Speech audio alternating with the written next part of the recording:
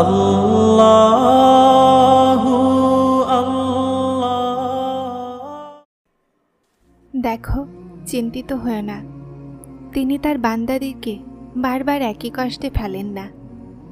দেখে নিও, সমাধান জলদিই হবে। দোয়াগুলো তো নসিবের মাধ্যমেই পাওয়া যায়। আর তারপর সেই দোয়াগুলো কিভাবে রদ হতে পারে, যা আল্লাহ নিজে তোমার অন্তরে দেন। যখন আল্লাহর কোনো বান্দার চাওয়া পছন্দ হয়ে যায় না, তো তিনি প্রতিদিন তাকে নিজের দরজাতে ডাকেন। বিশ্বাস করো যে আল্লাহ দোয়াগুলো অবশ্যই কবুল করেন। হতে পারে ওই সময় নয় যখন আমরা চাই, কিন্তু আল্লাহ সবসময় আমাদের উত্তমই ভাবেন। যখন আমরা পরীক্ষা করি, আল্লাহ সেটাকে আমাদের কল্যাণের জন্যই দান করেন। তীব্রভাবে দোয়া করতে থাকো, কিন্তু মনে হচ্ছে না যে কবুল হচ্ছে না, তাহলে বিশ্বাস করো কবুল হয়ে গেছে। আল্লাহ শুধুমাত্র তোমাকে উত্তম সময় দান করেন। যখন দোয়াগুলো কবুল হচ্ছে না, তখনও আল্লাহকেই ডাকতে থাকো। যদি তোমার দোয়া এতক্ষণ কবুল না হয়, তো সেটাতে তোমার জন্য কোনো কল্যাণও তো হতে পারে। আল্লাহ এখনও জানেন, আর সামনে কি হবে সেটাও জানেন। তুমি যে পরিস্থিতির মধ্য দিয়ে অতিক্রম করেছ অথবা অতিক্রম করছো, কিভাবে পৌঁছেছ এই পর্যন্ত, তিনি সব জানেন। কিছু নিয়ে নেওয়া হয়েছে, তাহলে ভাবো যে দেওয়ার সময় তিনি তোমার সমস্ত অসম্পূর্ণ চাওয়া মনে রাখবেন। এতটাই দিবেন যে তুমি ভুলে যাবে। শুধুমাত্র খুশি মনে থাকবে। তুমি কিভাবে সহ্য করবে, কিভাবে খুশি আর তাওয়াক্কুল রাখবে? এইটা তো জীবন না। এটা দেখবে না তো জীবন কিভাবে সামনে আগাবে? আল্লাহ ঘুরিয়ে দিয়েছেন তোমার রাস্তা। যদি মনের পছন্দ মতো জিনিস কেড়ে নেওয়া হয়, তাহলে জেনে রাখো তার ইচ্ছা ছিল। সেই রব তোমাকে সর্বোত্তম দেয়ার ভেবে রেখেছেন। যখন কোনো দোয়া কবুল হতে সময় নেয়, তাহলে তোমার মনে হয় যে এখন কাহিনী শেষ হয়ে গেছে। তারপর মানুষ সেই দোয়া চাওয়াই ছেড়ে দেয়, কিন্তু আসলে কাহিনী তো সেখান থেকেই শুরু হয়। আল্লাহ আর মানুষের কাহিনী। যখন মানুষ নিরুপায় আর ব্যর্থ হয়ে আল্লাহর কাছে মানুষের দোয়াগুলোর নাম নেয় না, বরং আল্লাহর কাছে নিজের অসুস্থ হৃদয়ের শেফা চায়। এখন সমস্যাগুলোকে দেখে মনে হবে যে দোয়া না জানে এতক্ষণ কোথায় আটকে গেল। দোয়া কবুল হচ্ছে না। ইয়াকুবের দোয়াও তো বছর পর কবুল হয়েছিল, কিন্তু কবুলিয়ত অবশ্যম্ভাবী ছিল।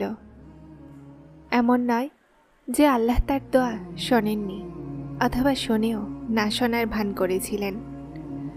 আল্লাহ সব শুনেছিলেন, কিন্তু জবাব দেওয়ার জন্য ইয়াকুব আলাইহিসসালামের সবর দেখেছিলেন। তোমার দোয়াও এখন অসম্ভব নজরে আসছে, কিন্তু পরে মজিজাকে দেখে মনে হবে যে তিনি তো বলার আগেই শুনে নিয়েছিলেন। যদি তোমার দোয়া এখন পর্যন্ত কবুল না হয়, তো সেটাতে তোমার জন্য কোনো কল্যাণও থাকতে পারে। যখন দোয়াগুলো কবুল না হচ্ছে, তখনও আল্লাহকেই ডাকতে হবে। আল্লাহ যদি অন্তর দোয়াগুলোর দিকে ঘুরিয়ে দিয়েছেন, তাহলে কিছু তো আছে যা তিনি বদলানোর কথা ভেবেছেন। তারপর আল্লাহ আমাদের উপরে এমন পরীক্ষা পাঠান যা যে কোনো সুরতেই হতে পারে। কোনো ব্যক্তি, কোনো মাল, মৃত্যু, অসুখ, বিপদের সুরতে। তারপর আমরা দুনিয়ার বাস্তবতাকে জেনে যাই আর নিজের রবের নিকটবর্তী হয়ে যাই। দোয়াগুলো যতটাই অসম্ভব কেন না হোক, কিন্তু জিনিসগুলোকে নিজের জায়গাতে অবশ্যই নিয়ে আসে। আল্লাহ তাআলা আমাদের সব মুসলিমের প্রতিটা দোয়া কবুল করুন আর আমাদের অন্তরের প্রতিটা হাজতকে পূরণ করুন। আমিন। যখন নিজের আপনজনের কাছে বসে চোখ পানিতে ভরে যায়, মুখ লুকিয়ে অশ্রু পরিষ্কার করতে হয় আর চেহারাতে বাধ্য হয়ে হাসি সাজাতে হয়, তখন জীবনের থেকে নিষ্ঠুর আর কিছুই মনে হয় না, কিছু না। জানো, আল্লাহ তোমাকে নিরুপায়ের মাকামে কেন আনেন? যেন তুমি আল্লাহর সামনে রুজু করো আর বিশ্বাসের সাথে যাও। যখন তুমি দোয়াগুলোর ওপরে বিশ্বাস করা শিখে যাবে, তো যে জিনিস এখন তোমার অসম্ভব লাগছে সেটাও আপনা আপনি হতে লাগবে। যা নসিবে নেই সেটাও তুমি পেয়ে যাবে ইনশাআল্লাহ। অপেক্ষার পরীক্ষার পরেই তো ইয়াকুব আলাইহিসসালামকে ইউসুফ আলাইহিসসালামের সাথে মেলানো হয়েছিল। যাকে তুমি শাস্তি ভেবেছ না, সেই দেরিতে তোমার জন্য কল্যাণ লুকিয়ে আছে। দোয়াগুলো তো নসিবেই পাওয়া যায়, আর তারপর সেই দোয়াগুলো কিভাবে রদ হতে পারে যা আল্লাহ নিজে তোমার অন্তরে দেন? দোয়াগুলোর ওপরে কখনো সন্দেহ করো না, কেননা আল্লাহ কাদির নসিবগুলো বদলাতে, অসম্ভবকে সম্ভব করতে, বন্ধ দরজাগুলোকে খুলে দিতে।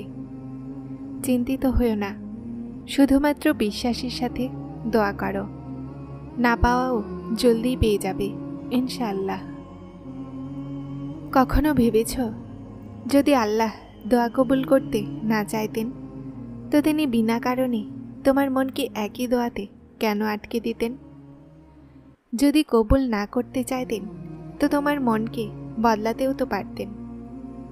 আল্লাহর পক্ষ থেকে দেরিতে কতটা কল্যাণ আছে এটা তোমার তখন বুঝে আসবে যখন এই সবরের সিজদায় শুকরিয়ার সিজদায় বদলে যাবে, আর সেই সময় তুমি কাঁদতে কাঁদতে তার সর্বশক্তিমান হওয়ার সাক্ষ্য দিবে। যা অন্তর থেকে চাওয়া হয় সেটা অবশ্যই পাওয়া যায়। আল্লাহ আপনার কষ্ট জায়া হতে দিবেন না। উনি অন্তরসমূহের হাল সম্পর্কে ভালোই জানেন। আর যদি নসিবে উত্তম হয় তো যা তুমি চাও তুমি সেটাই পাবে। যারা চ্যানেলটিতে নতুন এসেছেন তারা সাবস্ক্রাইব করে হেদায়েতের সাথে থাকুন। আসসালামু আলাইকুম।